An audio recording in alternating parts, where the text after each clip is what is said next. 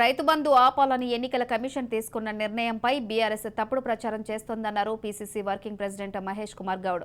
రేవంత్ రెడ్డి రాయకుండానే fake letter సృష్టించి circulate చేస్తున్నారని అన్నారు. రేవంత్ రెడ్డి ఎప్పుడు కూడా రైతులకి వ్యతిరేకంగా లెటర్ రాయడని చెప్పారు. రైతు బంధుకి కాంగ్రెస్ ఏనాడు వ్యతిరేకం కాదని, ఫోర్జరీ లేఖ మీద తక్షణమే విచారణ చేపట్టాలని అన్నారు. అదేవిధంగా ఎంబీసీల అభివృద్ధి కొరకు ఒక ప్రత్యేక మంత్రిత్వ శాఖని ఏర్పాటు చేయడం, అదేవిధంగా స్థానిక సంస్థల్లో మేము బీసీలకు ఉన్నటువంటి 23% రిజర్వేషన్ 42% పెంచుతామనేది హామీ ఇచ్చినాము.